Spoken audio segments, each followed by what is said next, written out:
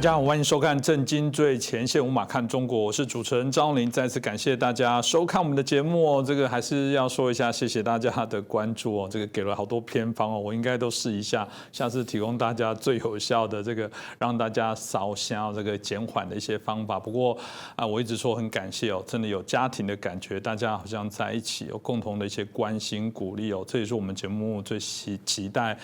营造我们大家共同的一些氛围，就有共同理念想法的人。也许我们的节目这个制作费各项都非常的简单哦，然后我们当然但想提供给大家的内容的扎实的程度，我想都不会打折扣，那就希望大家持续来支持我们的节目哦。这一期的《经济学人》有提到了一个就所谓的世界上最危险的国家，我们都开玩笑说，最危险的国家是哪个？是百慕达三角洲吗？结果答案不是，是台湾哦。台湾最危险的国家，当然在台湾的朋友可以理解啊。有时候大家都在想说，台湾危险也不是一天两天，中共的威胁一直都在，是因为这段期间防疫出名，或者是因为美中的对抗，让台湾浮出台面。瞬间大家对台湾好奇这个地方到底当初怎么对抗中共的一些强权，这些各式各样的渗透的一些压力，甚至不要说对选举、对许多一些政策的一些影响，所以大家突然才发现说，台湾很危险。可大部分的一些评论可能提到是说战端的一个发生，但细就这篇文章，事实上还有一个蛮重要的一个重点是，但一旦发生战争或者一旦发生事端，这不只是台湾危险，事实上可能全球都会危险。我觉得这题目值得我们好好来关心、来省思一下。那今天我们开心邀请到透视中国的高级研究员，也是台大政治系的荣誉教授明居正老师。明老师你好。主持人洪林老师好，各位观众朋友们大家好。是老师，我《经济学人》这篇文章当然引起台湾很多的关注啦，所以我想这篇报道至少引起许多的各国的相关关心国际政治的地缘政治，包含两岸关系的部分，一定有许多后续可以来延伸的部分。那我们请教一下明老师，您怎么看这些事？台湾的晶片重要，当然现在全世界都知道了，但我觉得台湾有一个地方呢，大概比晶片更重要。简单说，台湾是中共对全世界乃至全人类野心的一个试金石，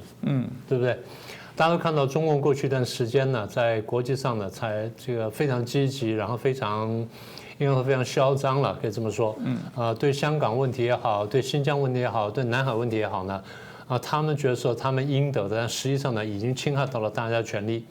但是这一次呢，面对台湾的问题呢，让大家更清楚感觉到说，中共现在要的呢，好像不只是说我要个香港，我要个南海，要什么东西，他要的是我要挑战，甚至我要推翻现存的国际秩序。那这个问题是大家能不能接受？大家都晓得说台湾现在很重要，然后现在也看见说，台湾对全世界的经济各方面的影响力。在这种情况下，在众目睽睽之下，中共居然会一而再、再而三的骚扰台湾，所以他对台湾的野心呢，大家已经看见了。那大家觉得说，那中共很在意台湾，那这样吧，我们把台湾送给他，或许就没事了。你们觉得真是这样的吗？所以我常讲，我说你不要看台湾这个秤砣虽小呢，压千斤。台湾真的是一个试金石，这试金石告诉他说，台湾如果守得住，台湾守得好，国际秩序呢会比较平稳；台湾如果守不住或守得不好的话，那么国际秩序呢会有大动荡，甚至会有大的颠覆出来。大家想一下，如果中共拿下台湾之后，下一步会是什么？对不对？我就停了吗？对，就这个意思。所以现在很多人讲弃台论，我说这件事没有想清楚。包括台湾很多人也担心说弃台，我说这件事没有想清楚。我们当然不是说美国绝对不会犯错，美国过去很多总统犯过错，我们也讲过这话。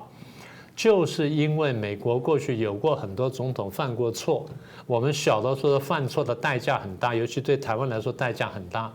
所以今天我们才一而再再而三出来呼吁说不能犯错，不能犯错，包括台湾人在内也得看懂这形势，不能犯错。我觉得这还蛮重要，就老师点醒这些事情。当然我们不能犯错很重要，但这个犯错的状况还是有，就包含习近平现在大家也搞不清楚，总是觉得这个拜登上台之后他会稍微放软啊，跟我们看到没有，他感觉还是硬着头皮，然后甚至更展现他的武力，更露出他的肌肉，甚至一父当仁不让，我们还是不懂为什么目前中共会这样子，还是看起来有点蛮干不怕的样子。就像你刚刚说到了哈，这个中共拿台湾呢不是秘密嘛，那也不是一朝一夕的事情。事实上，应该这样说吧，也未必是现在。大家听我讲的话呢，会觉得奇怪，说现在天天中共飞机已经来骚扰成这样了，然后你们又很紧张了，你还说这个现在对台湾的威胁不是现在？对，可能还真的不是现在。我不是说现在有机会他不拿台湾，我不这意思。现在如果有机会，他会很乐意拿台湾。但是呢，现在看起来就是，如果以他主观排序的话，我不认为台湾排在很前面。台湾只是如果顺便可以拿，他一定不会客气。但如果台湾暂时不能拿的话，他有别的事情要忙。那他要忙别的什么东西呢？我们来看一看。第一个呢，就是他真的想连任，现在已经看出来了。事实上，我们在大概15、16呢，大概14、15、16，我们差不多看出来，他是12年上台的。我们在15、16已经差不多看出来了，只是当时不是很确定。到了16的时候呢，我们比较确定。17之后，他那个安排，因为在这个常委里面没有摆这个接班人，所以大家的怀疑呢就更真实。那现在大家应该是明确了。所以如果是这样的话，习近平的第一个排序最高的这个目标呢，是如何连任，不被斗下，不被斗下，然后连任，然后顺利连任，我又能突破过去党内的规矩，又突破的这个几十年的这个做法，然后我能够连任还不被挑战，这是最大的事情。那么第二件事情是什么呢？处理对美关系。对美关系呢，不单是经贸问题，请各位想清楚。中共现在对美的关系复杂到除了经贸之外呢，最重要一点就是双方的战略关系。就你到底把我看作什么，我把你看作什么？中共把美国看作头号敌人是一直以来的事情，但是美国呢，很长时间没有把中共看作头号敌人，只有在川普的后几年，他说啊，中共是什么很大的威胁什么的呢？可是等到拜登上来之后，我一直提醒大家，拜登说什么？拜登说中共是我们这个激烈竞争的对手，没有说是敌人。即便到了现在他这么说，好，但是呢，不管怎么样，对习近平来说，或者对中共来说，怎么样理顺跟美国的战略关系，这才是真正的第一要务。为什么呢？战略关系理顺的话，双方的经贸关系就好谈了。我们既然不是这个敌人了，我们最多是一些竞争对手，甚至不一定是很激烈竞争，就是一般的竞争对手。那这样我们的贸易战可以打松一点，不要打那么严厉。第二，关税可以放松一点，不要打那么凶。毕竟那时候是当敌人打，所以关税打那么凶。第三，有些制裁的问题你可以放松了吧？因为过去你们说制裁是因为我怎么样，现在都说我们不是敌人了，然后只不过是对手了，那制裁可以放松。一旦这个对美的关系理顺了，然后这个经贸的关系呢也理顺了，中共经济就会上来。中共经济上来之后，它很多事情就好解决了嘛。所以它现在真正关键呢是经济问题，而经济问题要理顺呢，不是把国内理顺就好了它是内循环，你循环给我看看。你如果可以内循环的话，你的国际贸易的比例为什么要高到30%几？而这30%几里面有90%是跟美国的贸易，也就美国占它1/4以上的贸易额，跟它1/4以上的国内收入国家的财政收入，你说他怎么能不在意呢？他当然很在意了。所以这第二块，第三块就是你经济要发展，你光靠加工出口是不行的，你的科技一定要突破。科技本身突破，在大陆是有很大的限制。简单说，就是因为政治上对人禁锢的太厉害，人的思想比较不开放。哪怕这地方有突破，那边有突破，毕竟是点的突破，而不是线跟面的突破。美国这种社会比较容易出现线跟面的突破。所以科技跟人才交流呢，就变成说，讲白一点，中共向美国跟向西方去偷窃科技，或者去掠夺科技一个好的来源。好，那第四个呢，就是美国现在正在慢慢打造的一个全球反中共的大同盟。所以刚刚讲那个就是这个对外也是对美的部分，那当然还有一个对内的部分。对内当然第一我们讲是经济问题了那经济这么多年一直不好，然后现在碰到这武汉肺炎啦，又碰到香港问题啦，又碰到国际经济什么等等，所以中国大陆经济不好。那么第二呢，经济相关的呢，就是财政跟债务问题，我们过去讲很多了。如果说一个靠外贸呢，这个比重这么高的国家，它的外贸或者这个国际贸易啊碰到这么大问题，它内部经济又出问题，经济出问题，下一个呢就是失业嘛。去年是800多万的毕业生，今年是900万的毕业生，那找工作已经非常困难了。所以失业问题如果再扩大化，下一步就是社会动乱。所以这东西是接着来的。那另外跟这相关的又不相关的，就是粮食问题。那我们过去谈过了。所以以上这几点呢，是这个外部跟内部的问题，但内部还有重大问题，就是所有这东西到最后呢，就变成对习近平的政治挑战，就我们过去讲过的派系斗争啦，或内部的斗争。那第5个呢，才是台湾问题。所以很后面，台湾问题排第5，就是连任排第1，然后经济排第2，然后美国什么的再一路排下来，台湾才排第5。但我得说了哈，这些虽然说是这样一路排下来，台湾排第5，但这几个是相互牵扯的。也就是讲会有联动的，会联动的，对，就这句话讲得很好，会有联动的。也就是虽然台湾排第5，但如果有机会我突然把台湾吃掉的话，我觉得很乐意把台湾吃掉，是他的逻辑。但是如果不是的话，那我还得处理连任问题、对美问题、经贸问题什么等等，然后才排到台湾。当然，大家就很好奇，如果是台湾都这样有没有很没面子，竟然排到第5？那为什么现在要不断骚扰台湾？那目的又是什么？好问题。如果台湾排到这么后面，为什么现在来骚扰台湾？中共的逻辑是我骚扰台湾来换到前面东西。为什么这样讲呢？我要解决对美关系，要跟美国谈判，但现在美国摆正姿态就是我坐在川普的遗产上面，我跟你打贸易战，我才不跟你谈，我看你什么时候投降。中共没有办法了，中共现在要回去谈判，但美国不想谈，美国躺在川普这个遗产上不想谈，那怎么办呢？我逼你来谈。我怎么逼你来谈呢？我去搞台湾，我不断搞台湾，不断搞台湾，搞到全世界都说看起来台湾很危险了，那你着急了，你来找我谈。到时候看起来是谈台湾问题，不是我跟你谈贸易问题。所以中共的逻辑这样。但我再说一次啊，在这个骚扰台湾、去压迫美国谈判的过程当中，如果能够真的有机会一把台湾吃掉的话，他不会犹豫的。不过当然回过头，我们还是听起来会很怪异啦，就是说看起来好像很有道理，他骚扰台湾换取美国这个来跟他谈判，但这个台湾内部的问题何以作为你这样的一个谈判的筹码？就是有时候大家还是搞不清楚中共到底骨子里面到底要谈什么，要换什么东西。我们讲的具体一点啊，我们刚刚不是说了它有几层关系吗？第一层就是理顺两国之间的这个战略关系，就是中共跟美国之间的战略关系。那么你明确就是不但口头上不把我当作敌人，你动作上也不把我当作对手跟当作敌人。那用一句最简单的话来说，就是中美关系再度正常化。这第一点。第二点，如果我们双方关系正常化的话，那贸易战可不可以放松一点，甚至不打？我们再好好来做生意。对，那我尽量，我答应你，我多买东西，我们缩减贸易逆差，然后我口头承诺我会做一些必要的修改，我不操纵汇率，我不干什么等等。然后呢，你这个贸易战呢，你不要打那么凶，或者整个停下来。第三，你这段时间呢，你这个拜登，然后推布林肯到处去跑。去联络了很多国家，开始在打造一个川普后期就开始打造的一个全球反中共的大同盟。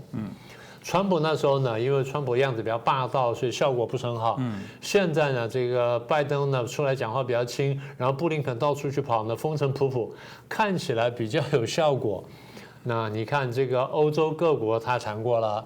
然后这个四方会谈他谈过了，五眼联盟接触了，然后现在呢正在这个前一阵又跟日本跟南韩又谈过了，现在把这两人纠结起来，好像这全球反中共大同盟呢越来越成型，那我真的担心。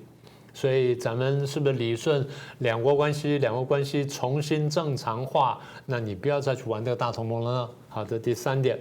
第四点，他很在意就是在川普最后的那1-2年呢。为了要对付我中共，所以川普跟蓬佩奥这两个家伙联手提升了跟台湾之间的官方关系，到最后竟然派了2个现任的部长级以上的人去访问台湾，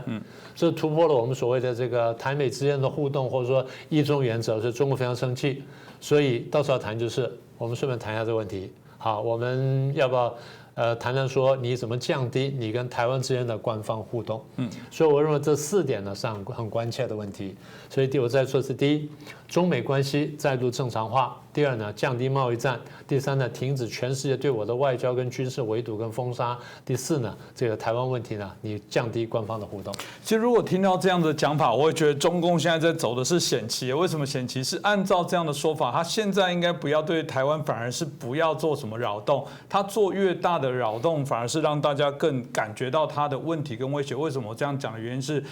现在如果看起来是会不会美国也借机好啊？你尽量再弄多一点，你弄越多，全世界越讨厌你，反而回过头来讲，美国更有力的来谈判，然后把更多反共大联盟所聚集在一起，所以大家就会好奇说，回过头来是不是反而中共的策略是被骗了，让这些美国我们刚刚提到的借此，甚至搞不好甚至觉得偶尔打一仗小零星的一些冲突，甚至都可以来遏制中共的野心，会有这样的状况吗？你说把事情闹大一点，让大家关注到台海问题，从而抑制中共扩张，这么说大概还可以。但是我想美国不敢走到真的开战，不管大或小，美国主观上是不愿意的。我记得我们这边谈过的问题，我们说，美国是准备2场半战争，没有错。但是我经常提醒大家。美国的国防备战是，我必要时可以打2场半战争，就2场主要的战争跟半场的跟次要的战争。譬如说，1场跟中共打，1场跟俄国打，1场跟越南或跟印度跟一些次要国家打。美国的战略是这样准备，但并不代表说我喜欢打这种战争，或甚至就是我时时刻刻想这样打，我明天就打2场半战争，绝对不是的。以美国来说，他是不愿意打仗的，他有很多原因。第一，这么多年来，他不愿意跟核子国家直接打仗。包括北韩在内，包括这个即将建成核武的伊拉克在内。第一，不想跟核武国家打仗；第二，不想同时跟2个核武国家打仗；第三，不敢跟同时跟有核武的俄罗斯跟中共打仗，因为这2个核武，而且是大国。所以这第一点，美国不想打仗。除了这个不想打仗因素之外，你若仔细看美国内部的话，美国内部是有一些不利于开战的因素的。第一，武汉肺炎，它现在情况还算严重，对不对？你当然说有慢慢控制住了，打疫苗了。可现在谁有没有把握？现在看见新的病毒不断的变种出来，然后这疫苗到底有没有效，大家都还没有把握。所以第一呢，武汉肺炎的这个冲击很大。第二呢，因为武汉肺炎这么1、2年的关系，所以经济还没恢复，经济远远没有到川普那开头那个时候那么好。再来，因为经济不好，所以失业情况严重。因为失业情况严重，所以呢，川普的后勤跟拜登初期不会拼命在撒钱嘛？撒钱结果就是，其实呢，通货膨胀已经要开始了。然后呢，这个股市看起来是很好看。但是呢，它的代价是通货膨胀，只是大家现在不愿意承认或不敢去说，因为说的话你就不能发钱，一不发钱完了经济就停滞，就更麻烦。而现在大家隐隐约看到就是社会还在动荡，就这选举后面的这个余波还在荡漾，然后呢，我们讲的左右大战呢还在这个酝酿当中，上下对抗也在酝酿当中，但更糟糕就是2党的恶斗呢，好像情况并没有什么太大改善。所以对外来看呢，是面对2个核武大国；对内来看呢，我有各种各样的经济跟社会因素，所以呢，我不想打仗。那么你说台海升温，我们刚刚说了，升温升到真的完全可以控管的程度，那样是可以的。但是升温怕什么呢？怕失控。就是我没有把握说，我这个对于台海那边升温呢，我能够掌控到那么好。所以你说美国想要升温，然后去遏制。大概这比较冒险，他大概不太敢这样做，他能不这样做就不这样做。当然我不排除那可能性，但这机会相对来比较少。更何况布林肯这2天讲了嘛，我们不会去打冷战嘛，我们跟中共之间不是冷战关系嘛，然后我们不会去遏制中共嘛。当然中共会说啊，你是讲一套做一套了，你其实做起来不是这样，你真的是还在遏制我，还在干什么？你嘴巴上不这样讲，但美国是心理上为什么不说冷战呢？因为如果我说了我跟中共冷战的话，我很多做法要大改变的。我跟中国大陆之间很多这种经贸的往来，我怎么办呢？而且我说冷战的话，我可能会得罪华尔街那些大的那些金融的集团啊什么等等，我后面很麻烦的。所以就算我要打冷战，我可能都不能说。所以这个布林肯出来讲了，我们跟中共关系呢是3种，第一种呢当然有这个对抗关系，第二种是竞争关系，但他特别强调我们跟中共之间有合作关系。那这种表达方式呢，用中共的说法呢，大家比较清楚，叫斗而不破，最简单了，就是我遏制你的发展，但是呢，绝对不希望打仗。是，说完就这样子。这个大概也是明老师刚谈完，大家非常的清楚。我们又特别也会好奇说，中共对台湾的武力犯台，尤其现在军力的部分当然大家必须诚实的说，就是它以人海战术，然后现在投入大量的一些军备竞赛的部分，不止对台湾其实对美国你可以想象都造成了一些威胁这个大概是一个事实。那美国的部分来讲，当然一定会想办法不让中共对台动武，因为要展现出它的一些代价，但问题是台湾自己要付出哪些代价？到底是我们要投入许多昂贵的一些军备，也加入这些竞赛，还是说有其他的可能的方法？那到底要如何？美国也好，或者台湾也好，要如何让中共不轻易的这个武力犯台，而且会知道它的代价非常的大？这大家当然都一定在推论这些问题到底该怎么做。老师，你认为该怎么做呢？台湾部分，第一就是我们应该是说应该非常团结，意志非常坚定，也就是讲清楚了，我要保卫我的地方，我保卫我的生活方式，我保卫我的价值。你一旦来的话，那我给你焦土政策，我给你打得没完。而且以台湾的科技能力来说的话，我们做得到这件事情。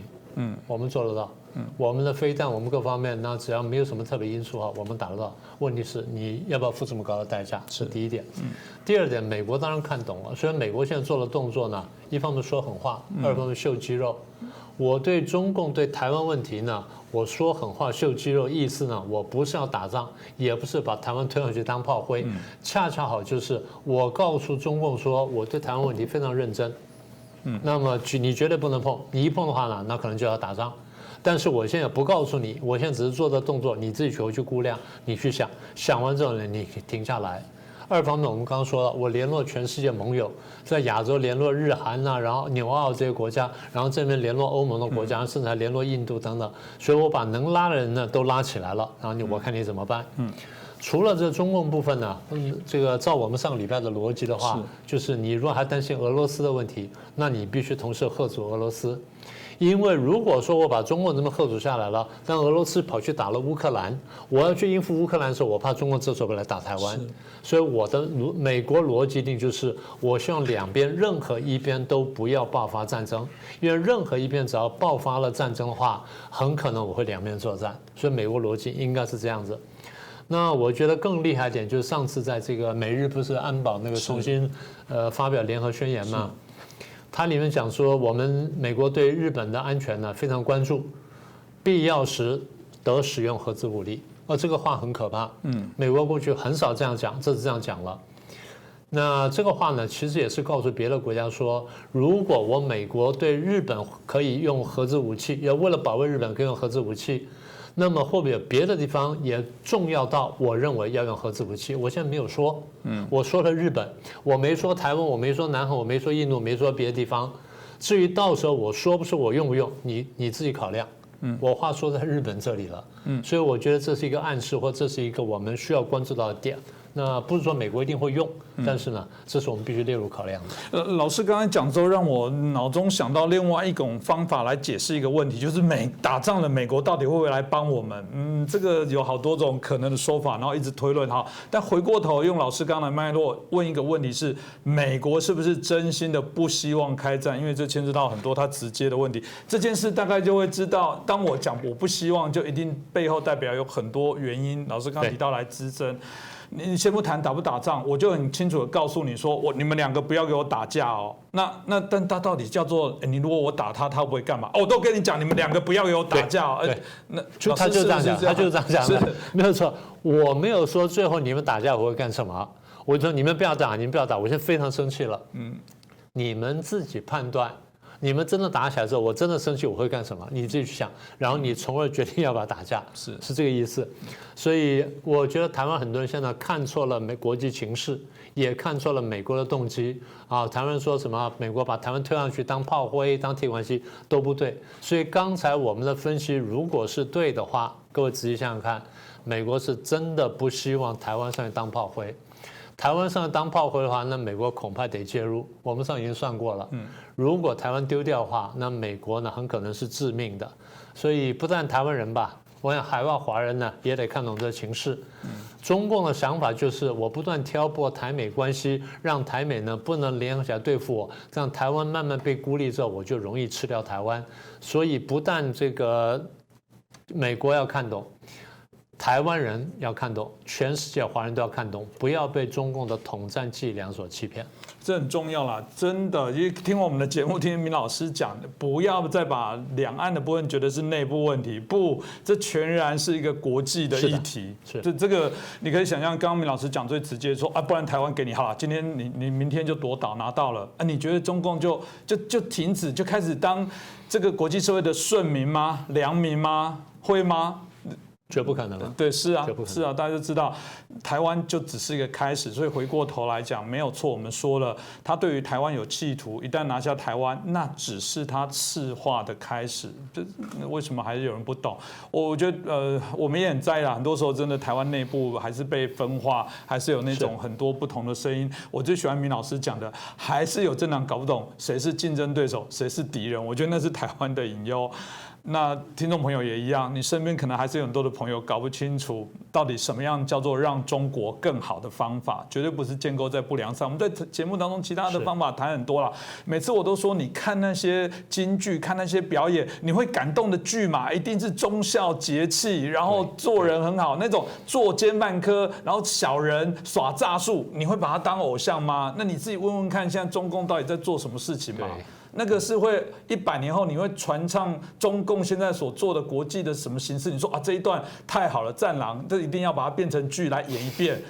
鬼才相信。我觉得你到底在支持什么？我觉得大家自己清楚了。我觉得这值得我们大家沉淀来想一下。那今天很谢谢明居正老师带来我们精彩的分享，也感谢大家的收看。希望大家如果喜欢我们的节目，把我们的节目推广给更多的朋友。我们希望真的成为华人在做我们中国议题评论最棒的节目，当然需要大家的支持哦。我们现在已经慢慢累积了我们的订户数，那我们希望有一天真的可以把节目影响到更多关注中国议题的好朋友。那再次谢谢明老师，也谢谢大家的收看。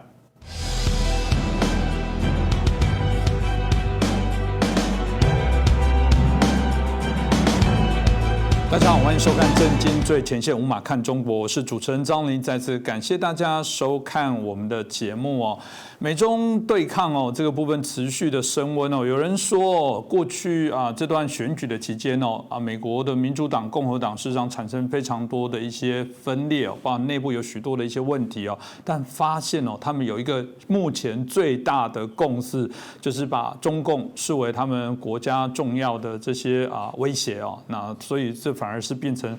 两大党共同的共识哦。可在这个对抗之下，当然延伸许多的一些问题哦。大家第一方面好奇，就是说，那拜登到底会不会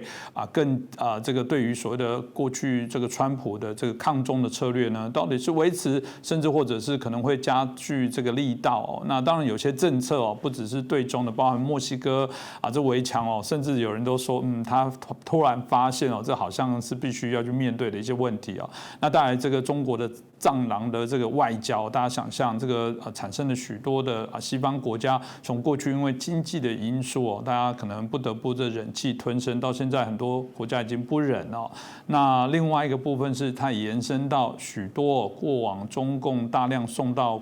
欧美国家留学这些留学生哦，也产生他们在角色上哦，尤其是反中的氛围哦，这个明朗化更清楚具体的时候，他们的角色当然也更显得为难哦。那这我想这在我们今天的节目当中可以好好来讨论哦。那我们开心邀请到我们的是香港作家陶杰老师，陶杰老师您好。你好，你好。是我们很开心哦，再次邀请到陶杰老师过来哦。陶杰老师最近也开画展，我们都希望这个画展顺利成功哦。那当然了，包含我们刚刚提到的川普过去对非法移民的这件事情哦，显然这个现在看起来，拜登也认为那是一个问题，这很有趣哦。这整个美国大选之后的这个氛围的改变哦，那有人说他甚至从左派也变右派，老师你怎么看这样的一个发展状况呢？这个拜登呢，我想这是个民主党里头的一个专业的政客，他在国会里头已经有40多年，所以呢，他完全知道这个选民是怎么一个心理，如何保持他这个权威。但是呢，现在我认为重大的问题不是出在拜登身上，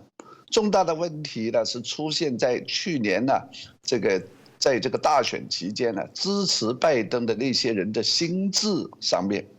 因为呢，我们看到14个月以前，当川普做总统，刚刚遇到了这个瘟疫，他就马上就说会关闭了对从中国飞来美国的飞机。那个时候，拜登第一个就跳出来说这个是排外种族主义，你不应该这样做，你应该照常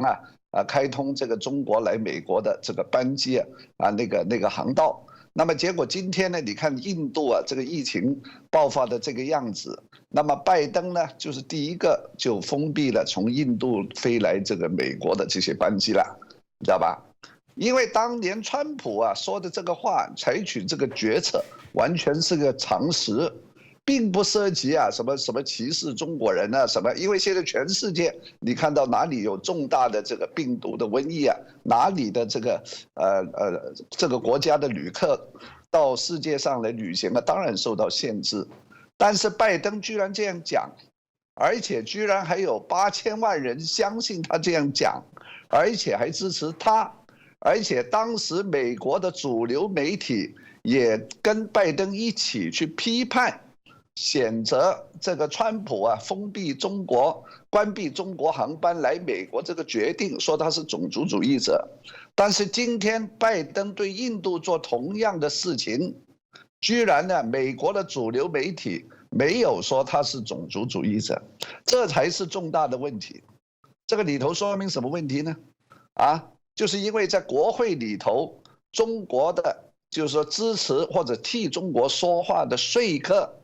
那个势力非常强大，那个叫 lobbyist。但是印度可能这么几年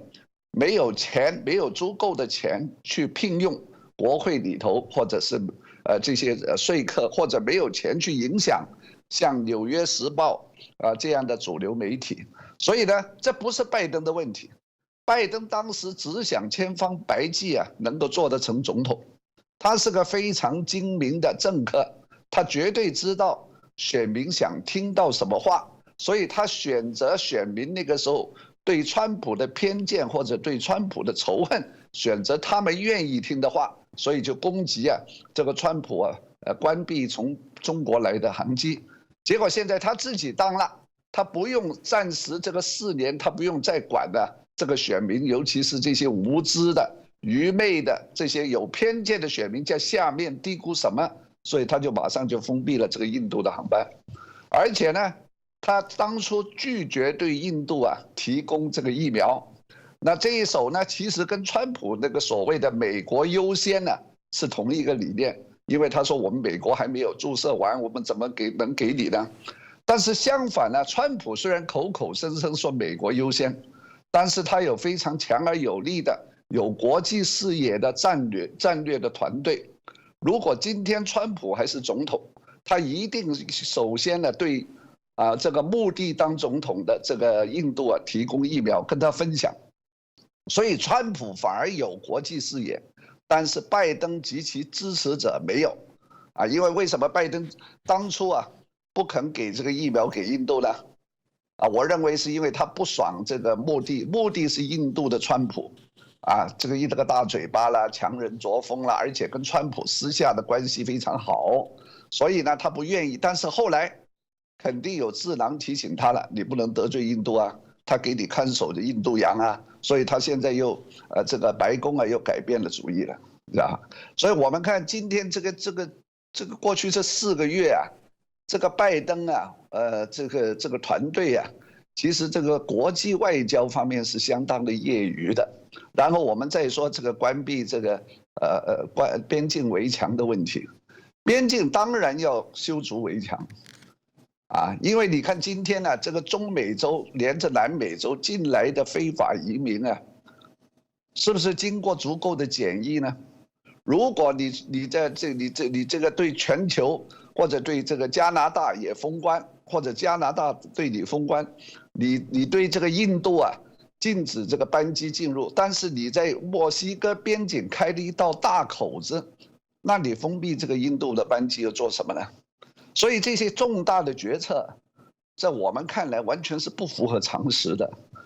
这个问题呢是出现在支持拜登许多被极左意识形态，尤其是社会主义思想洗了脑的这些选民，是他们根本拿不定主意，或者他们对整个世界、对人生、对社会的基本认知出了问题。那么美国是个民主社会，拜登是靠着他们的选票进白宫的，所以呢，他每一步的决策，他必须要想到这些人会怎么想。有的他不管了，有的呢他还是要管。比方讲这个移民这个问题，这个非法移民呢，他非得要顺着他们的意，因为他当初竞选的时候反川普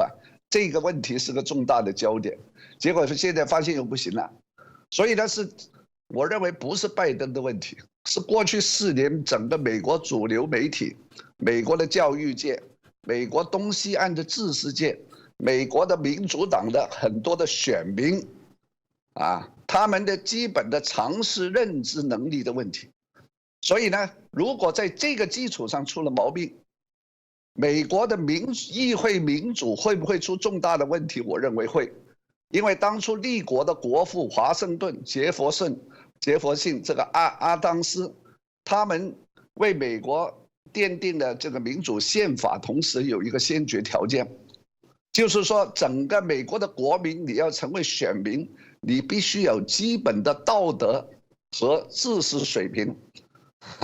如果你缺乏这个，你去1人1票，这个非常的危险，这个会变成民粹民序。所以呢，现在呢，我们看到上一次的美国总统大选的一些不良好的副作用正在逐步浮现。所以你看见这个拜登根本是首鼠两端，你派这个克里根本就是摇摆不定，你派这个克里到了中国一趟，结果无功而还，是不是？然后你这个特斯拉这个电动汽车又在中国遭到这个围堵，然后呢，由于这个政治理由跟你鸡蛋里头挑骨头，这些全是美国这4个月对中国或者在国际上的一些失利。当然，他因为这个样子，所以他被迫不得不重新检视起这个川普的一些政策也不顾这个老脸把这个边境的这个围墙又重新要建起来或者对印度封这个航班或者又对中国强硬了，是不是但是其他小的地方偷偷摸摸的，比方讲这个孔子学院或者是什么这个 TikTok 这个抖音这些东西他还会不会禁止呢？现在我们再进一步的看，因为这些后面还有涉及的民主党这个金主或者是这个华尔街跟高科技界的重大的利益他们对一个钱字还是不是太看得开，还是不舍得但是整个大方向呢，像您说的，确实是跟川普那4年基本上是对接了。是这个说来才会陶老师说的这个非常讽刺的一些事情那之后当然我们就看到了现在的留学生显然就是有点尴尬的角色。老师您怎么看待这些在现在美中关系变化之后，在夹缝中的这一群任何尤其特别在美国的这群朋友的角色？首先呢，这个侨社呢是一个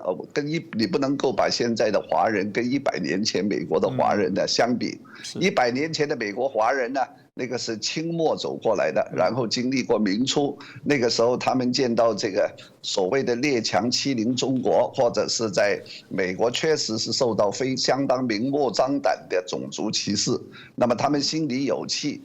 希望的这个华夏这个祖国能够强大，这个是可以理解的啊。但是经历过这个100年呢，今天啊这个清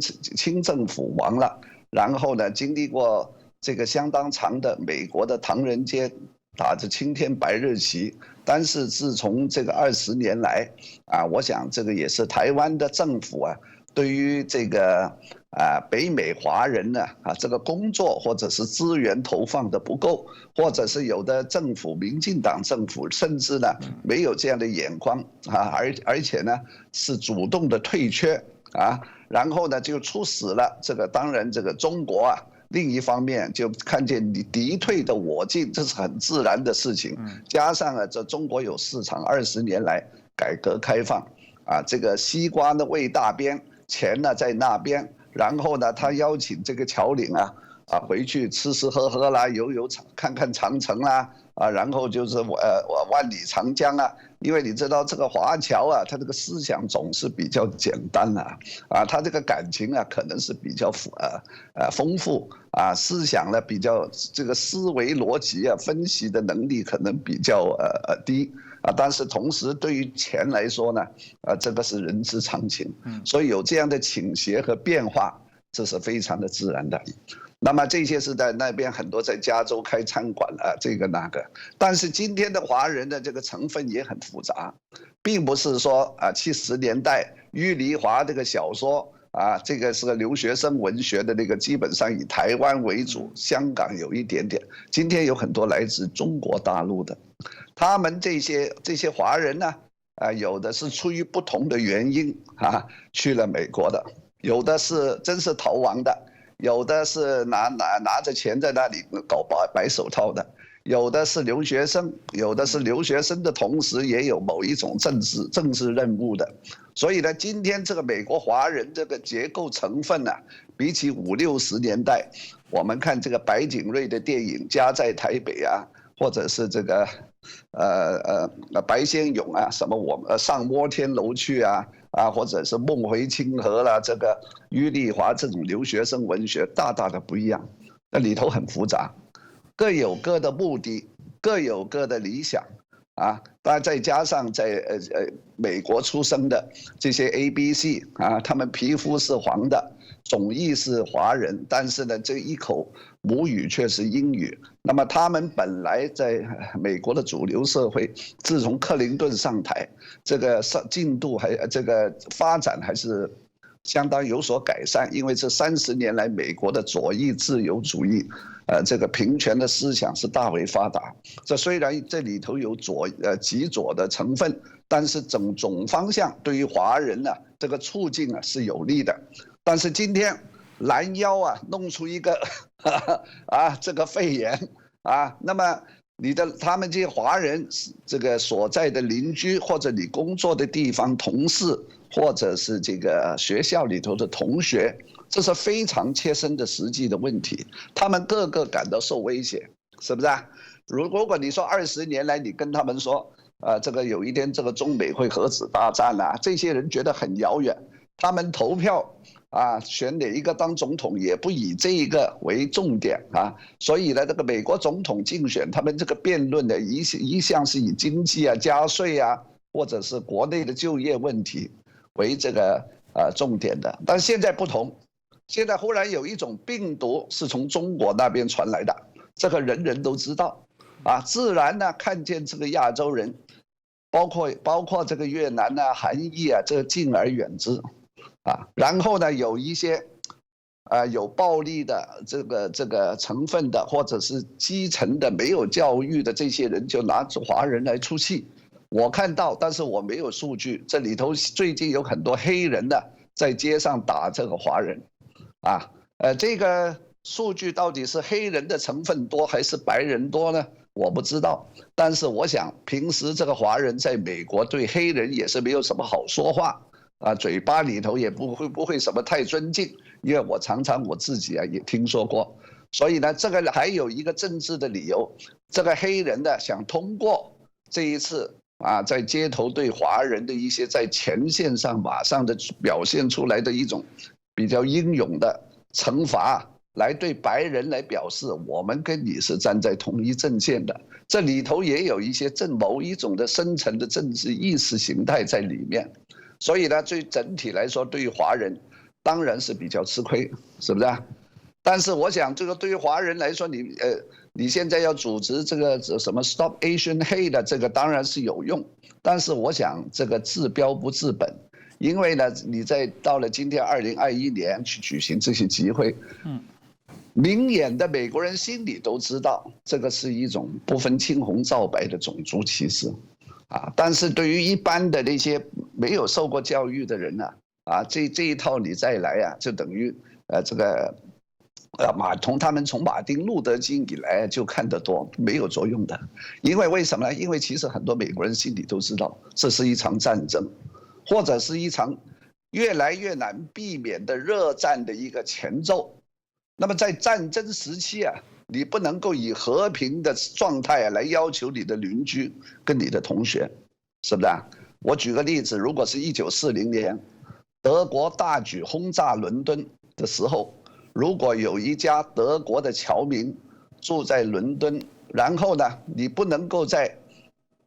这个德国的飞机炸伦敦的时候，期待你这个英国的邻居在感恩节或者是平安夜还能够像往年一样邀请你到他家里啊，一起去吃火鸡，这个是不可能的。你这个家里不会让这个英国的小孩拿一块石头砸烂1、2块玻璃啊，你已经非常的幸运，因为这是战争，没有道理可讲。在太平洋战争以后，罗斯福也下令，把所有在美国的2、3万这个日本裔的美国人呢，这个侨民呢，把他们集中起来关闭这个禁闭。这个战争的时候一种非常的情绪跟手段，所以呢，在整个美国的华人呢，他必须有这个心理准备。当然呢，有的人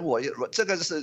美国有多少华人数以百万计，每一个人的处境都不同，每一个人的能力跟本事都不同，每一个人平时跟美国主流社会的相处的修为也不同。如果你是在一个地方，你是一个来自台湾的这个华人啊，你在一个实验室里头工作了20年。你附近旁边的同事对你非常了解，他们都知道你平时的为人，你的信仰是什么。或许你是基督徒，你根本呢这几年你都跟其他的同事跟邻居去上同一个教堂，你的英语讲得很流利，对不对？那你的邻居跟同事对你我不认为会有因为这样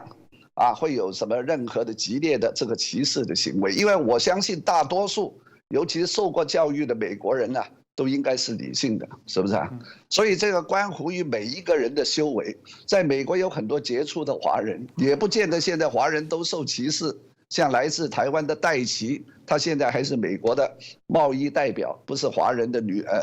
这个女性了。还有刚刚得到这个奥斯卡最佳导演的这个赵婷，一个来自中国，一个是来自台湾。那么2个都是华人的女性，当然华人女性在白人男人的眼中是有某一种的优势的地位，这个我们现在暂时不说所以呢，总体来说，如果有个别有很多这个华人，他觉得我的生命不安全，或者是来了美国几年总是格格不入，或者是受到旁边的这些人的异样的眼光，也没有什么前途的话，君子不立围墙之下，为邦不居。那最好的办法是36计走为上计，买张机票离开美国是最好的。所以我认为这个问题其实呢不是太值得讨论怎么华人的这个在美国什么受歧视，我们谈了100年了，到了今天呢也应该有一点的新的花样、新的意思，是不是？所以我认为真正呢你在美国能够融入这个社会的时候，或者是有时候你到街上去买东西会有1、2个小孩对你说2句脏话，我认为这个是小事情，只要不是动用暴力那你就除非是动用暴力，那你就报警，不然在街上背后有人骂你，你别过头去看见，不管是白人是黑人，我认为是一笑置之，甚至你用优雅的英语来跟他回答，用甘地那个时候的那种英文跟他对打，那他会一下子把他唬住如果真是有暴力行为的，那对不起了，那只有这个为邦不居，考虑集体回到中国也好，香港大湾区发展也好，那你的前途更好，对不对反正现在华人大陆来的人很多都相信这个什么东方在上升，西方在衰落嘛，对不对？那10年河东10年河西，现在正是移居回中国的最佳的时机，对于很多人来说，是不是？那至于那个留学生当然会有很大的影响，因为这个北京的美国的领事馆这个留学签证部肯定是越来越紧是不是？但是这话又说回来，那么为什么非得要到美国留学不可呢？如果你去了那里念这个科技，现在形成一个主流的误解或者认识，觉得中国人都是来偷这个高科技的，你何必送上去接受那样侮辱性的眼光呢？是不是？现在中国的清华啦、北大啦，他们这个科技也非常好还有香港大学也不错，对不对？所以我建议这些朋友不如如果是觉得现在气氛不对，就暂时不要上美国好了，这是最好的选择了，这是常识嘛，是不是？是。刚刚陶杰老师这个当然也很清楚告诉大家，这个如果觉得祖国很好，当然那是一个考虑了。不过当然严肃一点部分来看待，就是说，过往就我毕竟是跨过那个早期最早这个我们这个党国的时候给予的一些教育我们有时候看到一些历史会很生气过往西方国家在欺负中国的时候，的确有什么公园里面写狗跟中国人禁止入内，其实这样的故事听多，你当然会觉得那个是欺人太甚了。但曾几何时，整个西方国家局势都在改变就你也不要笑美国以前有黑奴文化，但人家国家不断的在做一些反思，那你应该要比他更好、更进步。拿好的来说，不是拿这件事情了。那整个中国崛起到底是用怎样的手段来崛起？我觉得那是非常重要，因为这也牵涉到你现在可能会造成全世界各国怎么看待你中国。如果今天我们看到的对于亚裔、对于这个所谓的华裔的部分的一个不友善、不信任，当我们谴责这些暴力的行为，谴责那些种族歧视，但某种程度，如果我们还是自我去做一些反思，到底你中国有没有做出一些不友善的行为，导致大家的反弹？这其中一个最典型的就是所谓的战狼外交。蛮特别的部分是，陶杰老师您有写过文章，你也说战狼外交不稀奇而且昔日还更凶狠。我想这个历史大家一定会很好奇因为大家总觉得如果会一直沿用，那表示有用但真的有用吗？到底这个所谓的老师为什么会说昔日这个不稀奇，而且过去做的还更夸张、更凶狠？老师要不要跟我们分享一下呢？刚才我说的呢是华人在这个形势之下如何在美国相处，这很多是内因的问题外部的原因呢，现在我们大家都很清楚，是中国这个战狼外交激化这个国际社会对中国的敌意或者是防御，是不是那么这个如果比如说他如果很高调的发表一个漫画来讽刺挖苦印度今天这个疫情然后把这个照片印度到处烧尸火光熊熊这个照片，再加上大陆这个网民那种嬉笑怒骂、幸灾乐祸，如果这种照片传到这个 Twitter 上面，让在美国的印度人看见，印度人看见也不爽。如果你在工作间里头有一个印度的同事，如果你把这个 Twitter 上面传自中国的骂印度的或者嘲笑印度的图片在他面前晃2下，那你自己遭到这个歧视或者是孤立，是你自己活该了，是不是所以你这个人嘛，对不对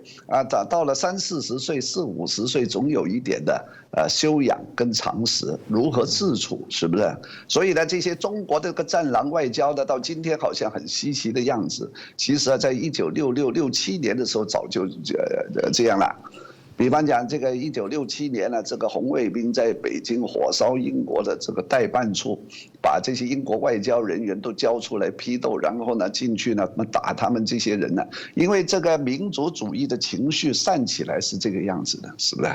今天这个外交部这种行为是对是错，恕我不想评论但是呢我们从这个佛家这个因果和跟这个物理跟化学这个科学的定律来说，凡事有果呢，就必有因。所以华人在美国受到现在一些不是太让人高兴的待遇，他们想清楚，问题的根源不是来自美国，是在外面。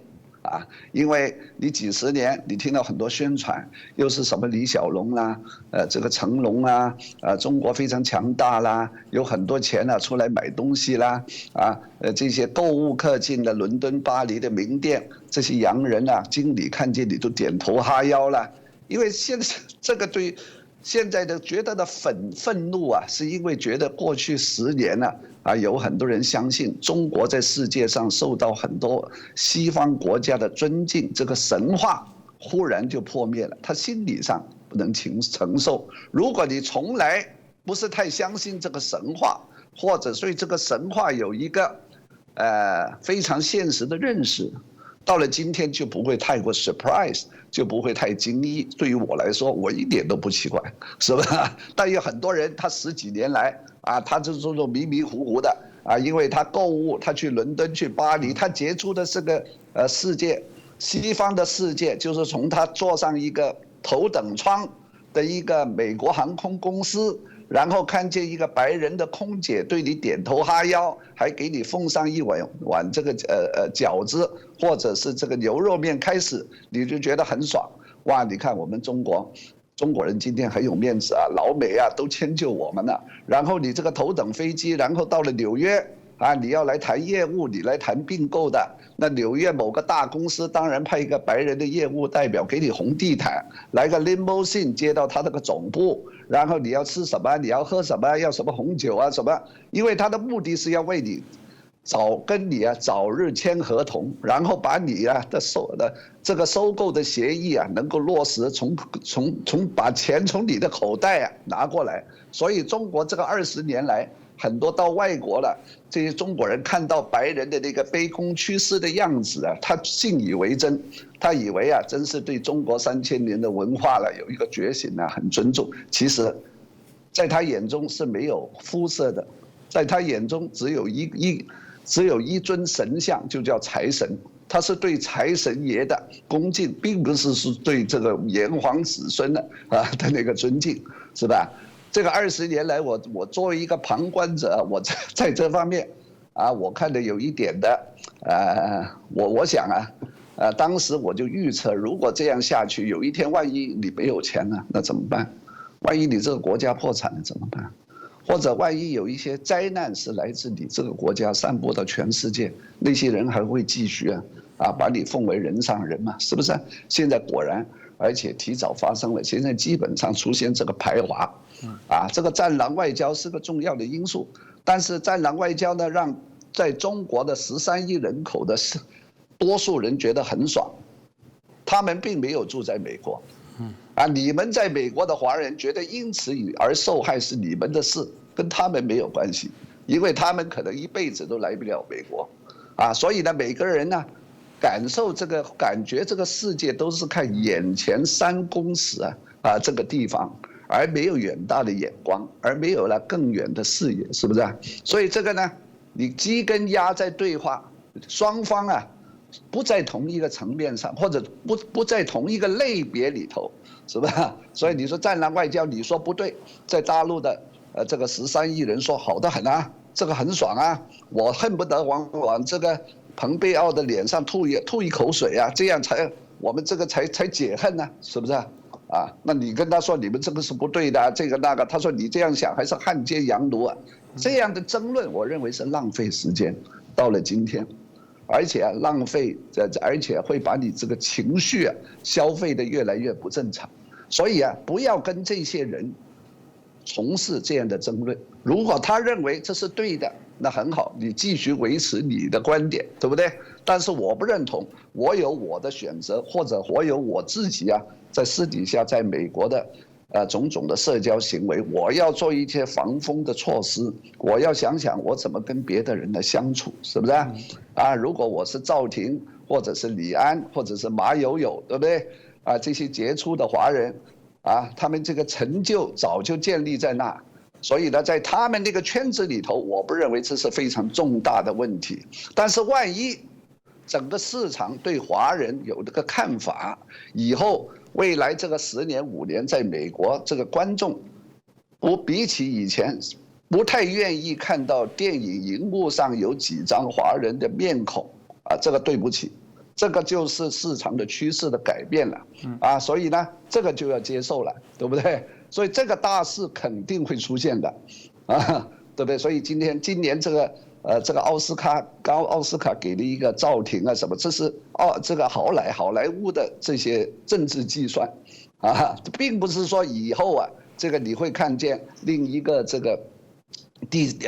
成龙啊，或者是李连杰啊，噼里啪啦的这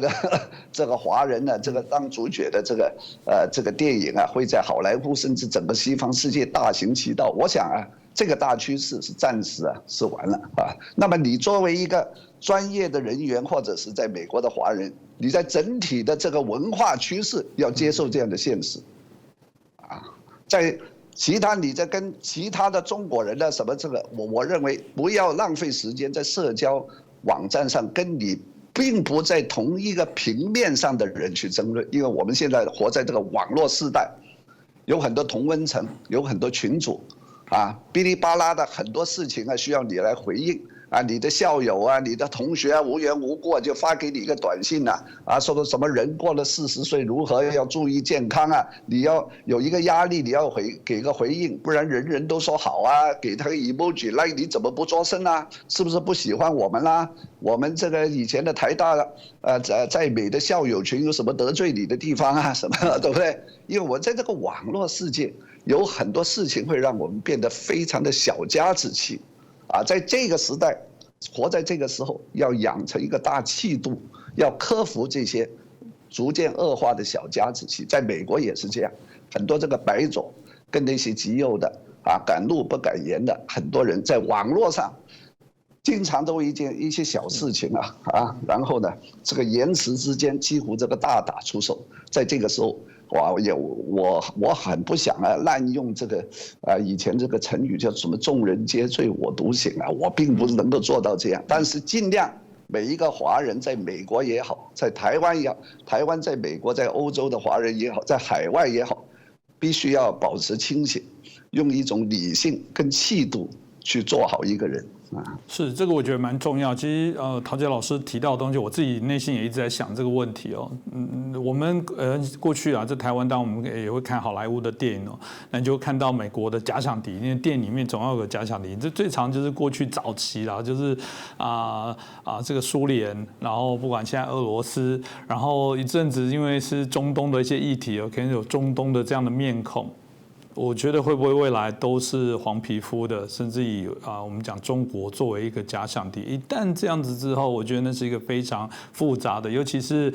各国家政治人物还是民选这个制度，民选里面还是会看民众的风向，民众讨厌喜欢，的确会决定这个政治政党国家的一个走向，不容小觑啊！我觉得中国你今天的崛起，如果不是用良善的方式哦，最终受苦的又是那些无辜的百姓。你必须要让人家觉得这个国家是让人尊重啊。那当然，现今茁壮的中国，有人说，当然就是美国当初我们讲的绥靖主义啊、怀柔啊，让它慢慢崛起。只是没有想到现在养虎为患哦。显然，美国现在，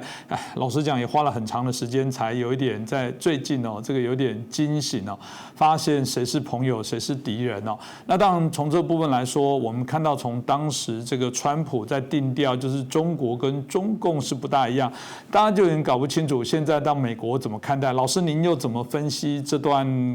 这个历史哦？到目前为止哦，到底美国所谓的中共、中国怎么样看待这样的一个区别呢？你看，美国对中国的这个政策呢，自从这个罗斯福跟马歇尔1945年呢，在这个费正清他那个中国智库之下就出现的一个误判。因为我们要看到30年代不只是美国，在英国出现一个对斯大林、对社会主义的某种的向往，对于这个资本主义财团，尤其是这个工业集团呢，引起的贫富悬殊有很大的不满。30年代的时候，在英国剑桥毕业，都出了5个间谍，都是这个苏联精心培养，结果后来布置在英国的军情处然后呢，就是说出卖了大量的情报。这个5个人让英国、美国在对苏联的冷战时期吃了很大的亏。那为什么会有这样的人进去呢？因为这30年代左翼的思想非常流行，尤其是在年轻人之间。我们要知道，这也不光是西方人的这个特色，反正中国人也一样。当你年轻的时候见义勇为、热血沸腾，读了巴金的这个《家春秋》，看见的这个老头子作为一个地主阶级的代表很多思想、很多观点死骨不化婚姻呢要这个父母来配对他们所以这个年轻人要求自由恋爱对于这个世界上的很多的不平等的事情呢，觉得要矫正，这个是没有办法的，这是上帝造成的。因为我们在生理上在10几岁、20几岁的时候是有正义感的，但是你这个正义感是基于一种对于人生的社会的很多这种人情世故或者因果关系这个复杂的这个政治理论的不成熟的认识，所以每一个人几乎如果你读书的话，20几岁都不是必定这个思想是靠向左派。那么美国呢，30年代到40年代进入智库的那些，到今天也一样，在东岸的那些都是知识分子。知识分子呢，首先呢，他会对弱小、对穷人比较同情。那40年代的时候，毛泽东的那个时候在延安是一个农民的政权，所以呢，那个时候美国的很多记者跟知识分子去了南京、上海，看到这个十里洋场，然后要看到延安。到了这个山西、陕西这地方，他看到是不一样的中国，但是他对中国3000年的历史文化又一窍不通。美国最大的问题是，从他们这些知识分子毕生之经历，不可能透彻的了解中国，因为一生的时间太短。你要是从哈佛、耶鲁毕业，你读的是什么欧洲历史或者是哲学，你要这个拉丁文欧洲的历史世界历史什么要很了解，再加上你已经花了时间学1、2门这个欧洲语言，你要从头17、18岁来学中文对于一个洋人来说，在那个时候起步是很晚的。我算你到了中国或者是台湾去学中文，然后住这个3、4年，把这个中文说得流利。然后你要对中国3000年的历史开始读，3000年的历史那就汪洋大海了。这个三皇五帝然后这么多朝代，这个你要记住这个历史的事实还不够，你还得要解读，比方讲中国的墨家、法家、儒家、道家又是怎么回事？中国的帝王到底是基于什么样的心理的文化？然后中国虽然在50运动的时候出了一些受西方美国影响的自由派，这些自由派回到中国是会受到什么样的排斥跟阻力？这个戊戌维新跟这个明治维新如何比较？其中成败的原因又是什么？那你得又要接触到整个东亚的历史、日本的文化。所以呢，就庄子说人生而有涯，而知也无涯。所以对于任何的美国的知识分子，他到了今天这个关头，他要紧急的了解整个中国民族的心理。中国的这个法家从这个朱元璋康熙、雍正的这个流传到今天，秦始皇到今天这个帝皇心理，跟中国的这个小农社会的那些逆来顺受。这个口腔期还没有完全走出来的那种诉求，然后呢加在当中的一小撮去了美国读书，但是如果是读理工科技，对于这些人文这个民主自由的思想他可能是麻木不觉，或者是不关我的事。只有少数人去读人文学科的，对于这个有这个意识，有这个诉求，是不是所以呢，所谓的把中共跟中国分开，这还是不够的。另一方面，中共也是中国的一部分。虽然它是从苏联传来的，但是它是跟中国人、中国文化本土啊是结合，而且发小的，是吧？这个问题，中共到底是不是跟中国完全没关系，或者有多少关系？这本身就是一个复杂的课题，对吧？你这方面你要读一点，这个鲁迅啦、林语堂啦，甚至是博洋啊，才知道。那你对一个现在你对一个美国所谓的汉学家，他哪来这么多的时间？他的生命太短了，我们每一个人的生命都太短了啊！这个世界太复杂了，东西方的文化啊，这个里头你要比较或者对照啊，有太多细节我们要知道，而且知道以后还要想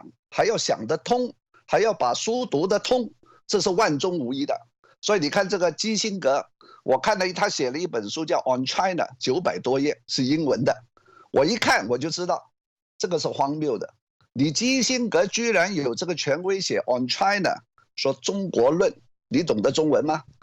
啊，你有没有念过《出师表》啊？你有没有懂得中国历史吗？我问你，这1500年的时候，中国是哪一个做皇帝啊？那你基辛格是不懂的。但是如果相反，我们如果有一个华人啊，用用中文写一本900页的书，就说欧洲论，但是他一个英文字都不会。一句法文也不懂，对于欧洲的历史也不知道，就凭这30年他在欧洲交往啊、做生意啊这个经历来写一本巨著，然后由所有的中国人奉为经典啊，每一个中国老板呢去欧洲以前都看这本书啊，你说可笑吗？不可啊，这是不可思议的。所以这里头啊。我认为对于这个西方这个自由派知识分子，他有一点他自己不愿意承认的种族主义在里面，啊，所以呢，这个成了一个恶性的后果，就是到了今天中共或者是中国对美国的了解，远远比美国的智库，至少是在民主党那边，跟美国的知识界对中国的了解为多。但是美国的知识界是很傲慢的，所谓的 intellectual arrogance。如果他来自哈佛啦、斯坦福啦，或者什么 MIT 啦，你跟他说，哎，你不懂啊，他不接受的，是吧？因为他还是那一种高高在上的，这就叫白人的优越感，这就叫白人至上主义。这种白人至上主义，并不是说他骂川普及其支持者，在东西岸这些知识分子里面都有。对不对？所以呢，这是美国人自己有很大的问题。现在这个问题呢，他们有人愿意面对，但是有很多人也看不穿，也不愿意面对，啊！但是现在给他们美国的时间已经不够了 ，Time is running out。再加上4年1任这种议会民主啊，这种选举啊，吵吵闹闹的。过2年又是中期选举，一到这种选举又会把焦点呢，又会放在其他的方面，所以现在中国具有一个很大的优势。首先，他对美国的了解跟这个政策，他是代代的那个手册、那个守则该怎么办，它是一代一代传下来的。但是美国已经有一个断层了，因为由于这个。罗斯福这个马歇尔那个时候看见蒋介石，我们不愿意支持了。即使宋美龄你是卫斯理学院毕业，我看不起你。我认为这个从泥土里头出来的这个毛泽东啊，对于我来说更 exotic、更 attractive， 就有一种猎奇的吸引力。而且呢，由于我对中国的误判，我以为延安的时代，这个毛泽东他自己说的吗？他的偶像就是华盛顿啊，这美国人信以为真啊。这一点我们在美国的华人都知道，你跟美国人说什么，他都把你当真的，然后填表的时候你说什么他毫不怀疑的，是不是啊？啊，这个很多中国人，不论是大陆还是台湾来到美国，他当初啊一定是如鱼得水啊。原来美国人说什么他都相信啊。但是在中国人之间的防人之心不可无啊，是不是啊？啊，兵不厌诈，是不是啊？啊，无事献殷勤呢，是非奸即盗。这种重大的文化差异，你在美国住下来必定遇到，所以很多中国人都知道美国人是傻瓜，啊，认为他们是傻瓜，他们呢以这种性格上相对善良和容易信任的弱点呢，确实也让他们在第一阶段非得当傻瓜不可，直到他们在第2、第3阶段醒过来，哦，原来我上当了，然后他永远不会相信你，这种性格存在于英国不是英国，美国然后欧洲、日本的都普遍的，所以呢，林肯有一句名言：你能够骗少数人于长远，也可以骗所有人于一时，但是你不能够骗所有人于永久。这是林肯说的所以跟美国人或者是一个华人呢，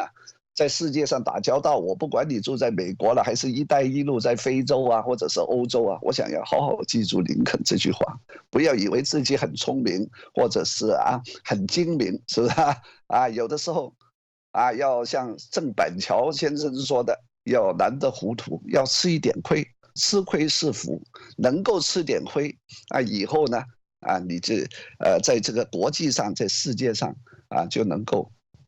做的一个正常人，是吧？我讲听到老师刚刚讲完之后，我自己感触很深因为早期也听到很多故事不管是美国的卖场来到这个不管中国、台湾或者是我们谈到一些华人到美国去，会发现哇，好棒留学生说你买他的衣服标签不要撕就好了，到时候可以换。那我们的卖场还有说，你吃到就算最后一口，你拿去，它还是无偿的，就是随便没有任何的条件愿意给你更换。真的，你一直占人家这样的便宜，人家是信任，人家不把人当坏人。就我觉得这部分最终就会导致我们刚刚讲人的信任的崩解。我觉得还是回到我们刚刚讲的，如果中国用这样的不良善的方式来崛起，它不会是一个幸福的一个事情这真的是值得我们好好来做一些相对的一些思考啦。那当然，在谈到对于中国的一些相互的认识足够与否，这一次真的要非常谢谢像陶杰老师很愿意到节目当中来做分享。我们很多的观众听众都一直留言说，这能不能有翻译成这个各国的语文因为他们觉得我们这样的节目真的就要让这些西方的人来了解。当然现在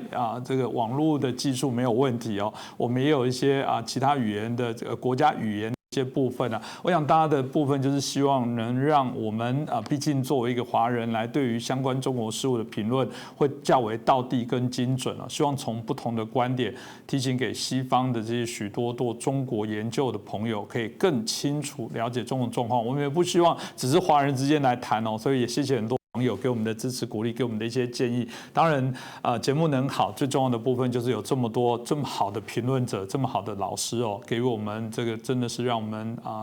可以增广见闻，可以让我们开眼界，可以让我们贯通古今了解。当然最终希望能找到一个更好的方向跟答案，然后找出我们觉得更良善的一些方式来作为。今天再次感谢陶杰老师接受我们的访问，也谢谢，希望未来随时都有机会再邀请老师来上我们的节目。那也感谢大家的收看，记得麻烦大家如果觉得我们节目很好，帮我们转传让我们订阅，然后帮我们留言，然后同时记得开启小铃铛，随时掌握我们节目的资讯。再次感谢陶杰老师，也谢谢大家的收看，谢谢指教，谢谢。